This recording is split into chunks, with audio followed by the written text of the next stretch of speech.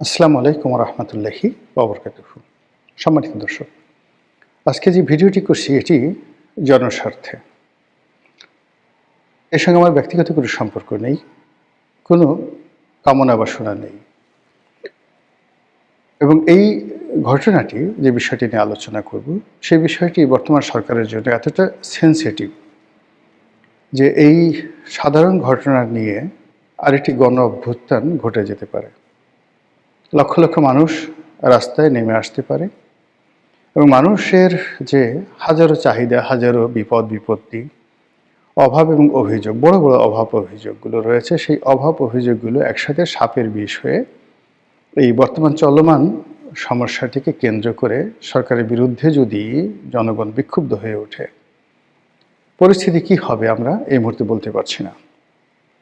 ছোট্ট একটা উদাহরণ দেই, যখন কোটা বিরোধী আন্দোলন তুঙ্গে, ঠিক সেই সময়টিতে শেখ হাসিনা উনি চীন সফরে যাচ্ছিলেন। আমি তখন একটি ভিডিওতে বলেছিলাম যে আপনি এই মুহূর্তে চীন সফরে যাবেন না। আন্দোলনের মতিগতি দেখে আমার ভালো মনে হচ্ছে না। কোনো টেলিফোনে না বা ওনার সঙ্গে আমার এরকম কোনো সম্পর্ক নেই। আমি এই ভিডিও বার্তাতে বলেছিলাম এবং আমি যতটা জানি যে সরকারের যারা কর্তা ব্যক্তি তারা তখন নিয়মিত আমার ভিডিও মনিটর করতেন এবং দেখাশোনা করতেন। তো আমি বললাম যে আপনি যখন ফিরে আসবেন, ফিরে আসার পর পরিস্থিতি আপনার নিয়ন্ত্রণে থাকবে না। তো তিনি চীন সফরে গেলেন, চীন সফর থেকে আসলেন এবং বলেন অনেকটা অপমানিত হয়ে এবং লাঞ্ছিত হয়ে। আসার পর তিনি ছিলেন মানসিকভাবে বিপর্যস্ত, বিধ্বস্ত। আমি আরেকটা ভিডিও করলাম যে আপনি ওখানে যা কিছু ঘটেছে আপনি এইবার সংবাদ সম্মেলন করবেন না। প্রতিবার বিদেশ থেকে এসে আপনি গণভবনে যে মজমা মেলান এবং সেখানে রং তামাশা, ঠাট্টা মশকারা, এরপর নানা রকম পিঠা পায়েসের উৎসব থেকে শুরু করে যা কিছু একটা ট্র্যাডিশন হিসেবে আপনি চালু করেছেন গণভবনে, এইবার সেটা করতে যাবেন না। এর কারণ হলো চীন দেশে যা কিছু ঘটছে এবং বাংলাদেশের মাটিতে এই মুহূর্তে যা কিছু ঘটছে, এই দুটো জিনিসের ভার আপনি বহন করতে পারবেন না। মুখ ফসকে এমন কিছু বের হয়ে যাবে বা ওখানে এমন কোনো কথা বের হয়ে যাবে যেটার দায় দায়িত্ব আপনাকে নিতে হবে এবং আপনি সামাল দিতে পারবেন না। অবাক করার ব্যাপার হলো যে আমি খুব সাধারণ মানুষ, একেবারেই যাকে বলা হয় আমার জ্ঞান বুদ্ধি এতটা কম যে আমার নিজের মাঝে মধ্যেই মনে হয় যে আমি আসলে কেন বলি বা কিছু কিছু লোকজন আমার কথাই বা কেন শুনে।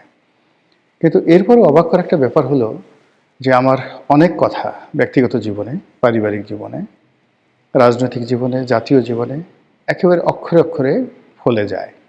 বেশিরভাগ কথাই অক্ষরে অক্ষরে ফলে যায়। তো আমার নিজের ব্যক্তিগতভাবে যদি আমি কাউকে দোয়া করি, আমার সেই দোয়া খুব কবুল হয়েছে আমার কাছে আমি বলতে পারবো না। কিন্তু আমি যখন কোনো কাউকে অভিশাপ দেই, মনের মধ্যে থেকে একটা দীর্ঘশ্বাস বের হয়ে আসে। বিশ্বাস করেন, আমার জীবনের একটা অভিশাপ কখনো বিফলে যায়নি। এই কারণে আমি করি কি, আমার যারা শত্রু তাদের সাথেও কথা বলতে গেলে, চিন্তা করতে গেলে বা তাদের ব্যাপারে কোনো সিদ্ধান্ত নিতে গেলে আমি ১০ বার চিন্তা করি যেন আমার কোনো দীর্ঘশ্বাস বা আমার কোনো অভিশাপ যেন আমার প্রতিপক্ষ যারা আছে তার উপর আপত্তিত না হয়। এর কারণ হলো একেবারে ছোটোকাল থেকে যে ব্যাপারে কষ্ট পেয়েছি, যে ব্যাপারে আফসোস করেছি, যে ব্যাপারে হাহাকার করেছি, প্রত্যেকটা জিনিস, একটা সিঙ্গেল জিনিস বাদ নাই, প্রতিপক্ষকে তছনছ করে দিয়েছে। যখন আমার বাড়িটা ভাঙা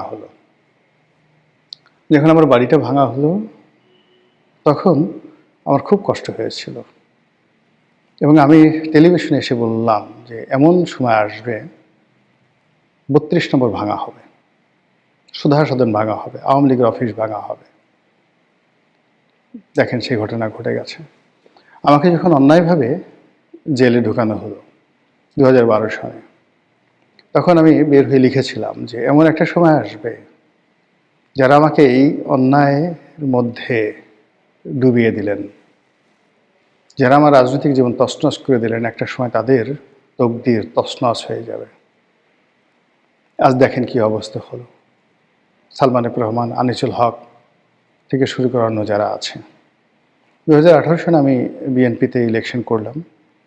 তৎকালীন প্রধান নির্বাচন কমিশনার জনাব সি নুরুল হুদা এবং তার ভাগিনা জনাব কি যেন নাম ভদ্রলোকের, শাহজাদা। তো উনরা মানে প্রশাসনের সহযোগিতা নিয়ে আমার জীবন একদম ছারখার করে ফেলল। আল্লাহর রহমত দেখেন, আমি তো সসম্মানে মর্যাদা নিয়ে এখন এই সমাজে আছি, কিন্তু ওই সকল লোক তাদের জীবন কিয়ামত হয়ে গেছে। তো এই যে এখন ডক্টর মোহাম্মদ ইউনূস সরকারের সঙ্গে আমার কোনো রকম ব্যক্তিগত ক্ষোভ নাই, দ্বন্দ্ব নাই, সংঘাত নাই, স্বার্থ নাই, কিচ্ছু নেই। বরং এই সরকারে যারা কর্তা ব্যক্তি অলমোস্ট সবার সঙ্গে আমার একটা ভালো সম্পর্ক ছিল। ক্ষমতায় যাওয়ার পর তাদের সাথে কথাবার্তা হয়নি, কিন্তু সম্পর্ক ছিল, এবং এত ভালো সম্পর্ক ছিল যে সম্পর্ক বিএনপি বা আওয়ামী লীগের অন্য কোনো রাজনৈতিক কর্তৃপক্ষের সঙ্গে ছিল না। কিন্তু সেই সম্পর্কের দোহাই দিয়ে আমি গত 17-18 মাসে অনেক কিছুই পেতে পারতাম, অনেক সুবিধা নিতে পারতাম। কিন্তু যেই মুহূর্তে তারা ক্ষমতায় গেছে, সঙ্গে সঙ্গে আমি তাদের সমালোচনা করছি যেন তারা অ্যাটলিস্ট নির্মোহভাবে কাজ করতে পারেন এবং তারা বুঝতে পারেন যে তাদের ব্যাপারে কী কী আলোচনা হচ্ছে। এর কারণ হলো, ক্ষমতাধর যারা লোকজন রয়েছেন তাদের সমালোচনা করা খুবই কঠিন একটা বিষয়। আবার ধরুন এই যে বিএনপির সুসময় যাচ্ছে, তারেক রহমান সাহেব আসছেন, সেখানেও কিন্তু আমি নির্মোহভাবে সমালোচনা করার চেষ্টা করছি যেন তারা দিক নির্দেশনা পান এবং জনগণের যে আওয়াজ, সেই আওয়াজটা তারা শুনতে পারেন। কিন্তু আমি যদি একটা নমিনেশন চাইতাম, ইলেকশন করতে চাইতাম, দলের বড় পদ পদবি চাইতাম, আমার দ্বারা এই কাজ কখনোই সম্ভব হতো না। তো এনিওয়ে, এখন যে কথা বলবো সেই কথাটাও একই, এই কারণে বলা যে বর্তমান যে লক্ষণগুলো এই মুহূর্তে আছে বাংলাদেশে, সেই লক্ষণের প্রেক্ষাপটে যে কোনো দুর্ঘটনা যে কোনো সময় ঘটে যেতে পারে। এবং এখন যদি কোনো দুর্ঘটনা ঘটে, বিএনপি বিপদে পড়বে, তারেক রহমান সাহেব বিপদে পড়বেন, জামাত বিপদে পড়বে, জামাতের আমির বিপদে পড়বেন, আর এনসিপির যারা নেতৃবৃন্দ তারা তো বটেই, আর সবচেয়ে বেশি বিপদে পড়বেন ডক্টর ইউনূস এবং তার যারা লোকজন। এবং এখানে ওই যে আওয়ামী লীগ জমানার যে বারুদের ঘটনা বলছিলাম, যে ছোট্ট একটা ঘটনা ঘটবে, এটা বারুদের মতো বা স্ফুলিঙ্গের মতো সারা বাংলাদেশে ছড়িয়ে পড়বে। কবে পড়বে আমরা সেটা জানি না, এখনও তদ্রূপ। গত 17 মাসে মানুষের যে পুঞ্জীভূত ক্ষোভ, তারপরে সরকারের যে ব্যর্থতা, চারিদিকে দুর্নীতির যে মহোৎসব, অব্যবস্থাপনা, নিরাপত্তাহীনতা, মানুষের অর্থনৈতিক জীবনের হতাশা, ক্লান্তি, সব কিছু টগবগিয়ে ফুটছে। তো সেই অর্থে কোনো মানুষ যদি সামান্য একটু সুযোগ পায় ঘৃণা জানানোর, ক্ষোভ দেখানোর, রাগ দেখানোর, ক্রোধ দেখানোর, সঙ্গে সঙ্গে তারা ঝাঁপিয়ে পড়বে। অন্যদিকে ভারত, পাকিস্তান, তারপর আমেরিকা, এই দেশগুলো না আমাদের দিকে একেবারে মানে যাকে বলে ওত পেতে আছে। এটি শিকার ধরার জন্য বাঘ যেভাবে বসে থাকে, তারপর ঈগল বা শকুন তারা দূর আকাশে উড়তে উড়তে গিয়ে তার শিকারকে যেভাবে টার্গেট করে, বাংলাদেশকে টার্গেট করে অনেক শকুনেরা দূর আকাশে যেভাবে বিচরণ করছে, আমরা যারা একটু ভাবতে পারি, কল্পনা করতে পারি, এ দৃশ্য কল্পনা করলে আমাদের অন্তরাত্মা মানে রীতিমতো শুকিয়ে যায়। তো এইরকম একটি অবস্থায় বাংলাদেশের একটি সমস্যা, যে সমস্যাটা সরকার ইচ্ছে করলে সমাধান করতে পারে। সেই সমস্যাটা হলো, সারা বাংলাদেশে যে এখন সিলিন্ডার গ্যাসের সংকট চলছে। প্রথমত সিলিন্ডার গ্যাসের দাম অস্বাভাবিকভাবে বেড়ে গেছে, অস্বাভাবিক। দ্বিতীয়ত টাকা দিয়েও গ্যাস মিলছে না। এবং গত কয়েক বছরে, 5 থেকে 6 বছরে জ্যামিতিক হারে এই সিলিন্ডার গ্যাসের ব্যবহার বেড়েছে। অজপাড়াগাঁয়ে, একেবারে গ্রাম অঞ্চলে, যেখানে মানুষ সারাটা জীবন প্রাকৃতিক জ্বালানি ব্যবহার করত, জ্বালানি কাঠ, গোবর এবং অন্যান্য বিভিন্ন যে প্রাকৃতিক যে উপাদান রয়েছে, জ্বালানির উপাদান, সেগুলোকে মিক্স করে গ্রাম বাংলার মা বোনেরা, ভাই বোনেরা তারা একটা বিশেষ ধরনের জ্বালানি তৈরি করে তারা সেই জ্বালানি চাহিদা মেটাতেন। এবং 70-এর দশকের গ্রাম বাংলার 100% জ্বালানি ছিল এরকম প্রাকৃতিক নির্ভর। কিন্তু এখন এই জ্বালানিটা চলে আসছে সিএনজিতে, এলএনজিতে, রূপান্তরিত প্রাকৃতিক গ্যাসে। তো এই যে সিলিন্ডার গ্যাস, এই সিলিন্ডার গ্যাসে এখন মানে চরাঞ্চল, প্রত্যন্ত চরাঞ্চল, সেখানে একটু সঙ্গতিপূর্ণ পরিবার, তারাও কিন্তু সিলিন্ডার গ্যাস ব্যবহার করছে। তারাও কিন্তু এখন সেখানে সোলার পাওয়ার ব্যবহার করছে। তো সেই দিক থেকে এই যে সিলিন্ডার যে গ্যাস, এই গ্যাস এর যে মূল্যবৃদ্ধি এবং এই গ্যাস এই মুহূর্তে পাওয়া যাচ্ছে না, এটি নিয়ে সারা বাংলাদেশে প্রতিদিন অনাকাঙ্ক্ষিত ঘটনা ঘটছে। মানুষ ক্ষোভে ফুটছে।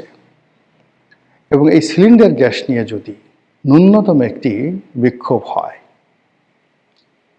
মানে প্রতিটি ঘরের, এই ঢাকা শহরের 1 কোটি লোক রাস্তায় নেমে আসবে, মা বোনেরা। এবং এটা একটা ভয়াবহ, মানে যে কোনো একটা আন্দোলনে যদি শিশুরা এবং মহিলারা জড়িত হয়ে যান, যেটা আমাদের জুলাই গণ অভ্যুত্থানে হয়েছিল, তাহলে সেটি আর নিয়ন্ত্রণ করা যায় না। এবং ফ্রেঞ্চ রেভলিউশন যেটা হলো, সেই ফ্রেঞ্চ রেভলিউশনের সময়টাও কিন্তু পুরুষেরা ব্যর্থ হয়েছিল, নারীরা বের হয়ে এসেছিল। উদ্দেশ্য ছিল, মানে উপলক্ষ ছিল যে রুটির দাম বেড়ে গেছে, তো সেই রুটির দাম কমানোর জন্য, দেখেন মানে তেমন কিছু না, রুটির দাম বেড়ে গেছে, সেই রুটির দাম কমানোর জন্য মেয়েরা ওই যে রুটি বেলে যে বেলুন, সেই বেলুন হাতে নিয়ে তারা সেখান থেকে বের হয়ে আসলো। পুরো প্যারিসের রাস্তা ভরে গেল রমণীতে, আর পুরুষরা এই সুযোগে লাফিয়ে পড়লো। একটা বিপ্লব হয়ে গেল, ফ্রেঞ্চ রেভলিউশন হয়ে গেল। এখন এই বাংলাদেশে যে বিপ্লব হয়েছে 17 মাস আগে, বা যে গণ অভ্যুত্থান হয়েছে, এটা নিয়ম হলো যখন এটি গণ অভ্যুত্থান হয়, সেটার একটা কাউন্টার গণ অভ্যুত্থান হয়। একটা বিপ্লব হয়, তার একটা প্রতি বিপ্লব হয়, এবং সঙ্গে সঙ্গে। এবং যেখানে এই জিনিসগুলো ঘটে না, প্রতি বিপ্লব হয় না, সেখানে প্রথম বিপ্লবটাও সফল হয় না। সব জায়গাতেই বিপ্লব প্রতি বিপ্লব হয়, সেটা কিউবাতে ধরেন, ভেনেজুয়েলাতে ধরেন, চিলিতে ধরেন, এমনকি রাশিয়াতে ধরেন, সব জায়গাতেই একাধিকবার বিপ্লব এবং প্রতি বিপ্লব হয়েছে। 1917 সনে যে রুশ বিপ্লব, এরপরে বলশেভিক, মেনশেভিক থেকে শুরু করে একেবারে লেনিন আসা পর্যন্ত একটার পর একটা ঘটনা কিন্তু ঘটেছে। তো বাংলাদেশে আমরা যে গত 17 মাস যাবৎ যা দেখছি, এটা প্রকৃত চিত্র নয়। পর্দার আড়ালে কত বিপ্লব যে পুলিশের মধ্যে হয়েছে, কত বিপ্লব যে সেনাবাহিনীর মধ্যে হয়েছে, জুডিশিয়ারিতে হয়েছে, আমলাতন্ত্র হয়েছে, সেক্রেটারিয়েট হয়েছে, একমাত্র যারা ভুক্তভোগী তারা বলতে পারবেন। কাউন্টার বিপ্লব হয়ে গেছে। অন্যদিকে যারা ক্ষমতায় বসছেন, যমুনাতে কর্তা ব্যক্তি, তারাও টের পান যে ক্ষমতার চেয়ারটা কতটা গরম। তো এই যে টগবগিয়ে সারা বাংলাদেশ ফুটছে, সেই ফুটন্ত বাংলাদেশে একেবারে সাধারণ একটি ঘটনা, সিলিন্ডার গ্যাসের দাম বেড়েছে, আর সিলিন্ডার গ্যাস পাওয়া যাচ্ছে না। এখানে সরকারের বিনিয়োগ এবং এই সাপ্লাইটা ঠিক করা সরকারের জন্য আসলে হাইয়েস্ট 48 ঘন্টা সময় দরকার। এমনকি সিএনজি, মানে ফুয়েলিং পাম্পের বা এলএনজি পাম্পের সেই পাম্প স্টেশনগুলো বন্ধ করে হলেও যদি, গাড়িগুলো বন্ধ করে যদি মানে বাসার এই যে রান্না বাড়ার গ্যাসটা সরবরাহ করা হয় এই সময়টাতে, শীতের এই সময়টাতে, এটা সরকারের জন্য অনেক অনেক নিরাপদ। অন্যথায় পচা শামুকে পা কাটতে পারে। সুতরাং সাধু সাবধান। আসসালামু আলাইকুম রহমতুল্লাহি ওয়া বারাকাতুহু।